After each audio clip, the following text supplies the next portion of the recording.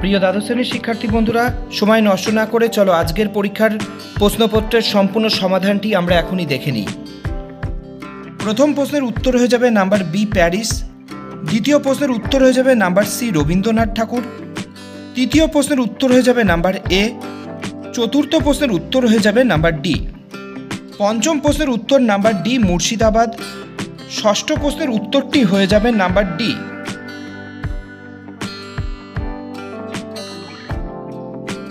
সপ্তম প্রশ্নের উত্তর হয়ে যাবে নাম্বার সি নানকিং, অষ্টম প্রশ্নের উত্তর হয়ে যাবে দয়ানন্দ সরস্বতী, নবম প্রশ্নের উত্তর হয়ে যাবে নাম্বার এ নববঙ্গ গোষ্ঠী, দশম প্রশ্নের উত্তর হয়ে যাবে নাম্বার বি সান ইয়াত সেন, 11তম প্রশ্নের উত্তর হয়ে যাবে নাম্বার ডি সত্যেন্দ্র প্রসন্ন সিংহ, 12 নম্বর দাগের প্রশ্ন নাম্বার বি লাহোর, 13 নম্বর দাগের প্রশ্নের উত্তরটি হয়ে যাবে আগা খা, 14 নম্বর দাগের প্রশ্নটি হয়ে যাবে নাম্বার বি লর্ড ওয়াবেল, 15 নম্বর দাগের প্রশ্নের উত্তর হয়ে যাবে হল্যান্ড, 16 নম্বর দাগের প্রশ্নের উত্তর হয়ে যাবে নাম্বার ডি বিজন ভট্টাচার্য, 17 নম্বর দাগের প্রশ্নের উত্তর হয়ে যাবে নাম্বার বি, 18 নম্বর দাগের প্রশ্নের উত্তরটি হয়ে যাবে নাম্বার বি,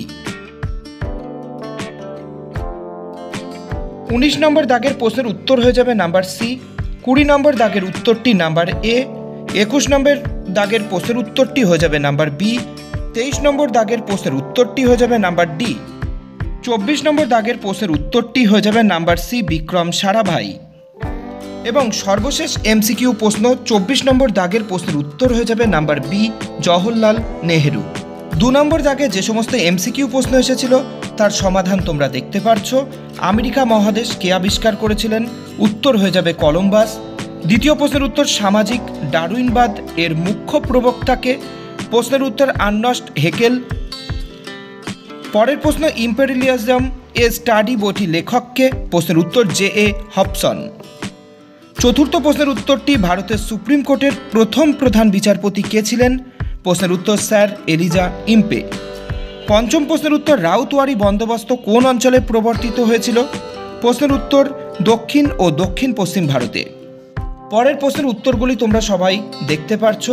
তোমাদের পরীক্ষা কেমন হয়েছে সেটা জানাতে কিন্তু একদমই ভুলো না। আমাদের সাজেশন দেখে কত শতাংশ প্রশ্ন তোমরা কমন পেলে সেটাও আজকের ভিডিওর কমেন্ট বক্সে অবশ্যই তোমরা আমাকে জানিও। সৌরভ এক্সক্লুসিভ পরিবার সর্বদা তোমাদের সাথে রয়েছে। ভিডিওটি ভালো লাগলে ভিডিওটিতে অবশ্যই একটি লাইক কমেন্ট শেয়ার করতে কিন্তু বন্ধুরা ভুলো না। আমরা লাস্ট মিনিট যে সমস্ত বড় প্রশ্নের সাজেশন তোমাদের, সেখান থেকেই সমস্ত বড় প্রশ্ন কিন্তু তোমরা তোমাদের পরীক্ষায় কমন পেয়ে গেছো।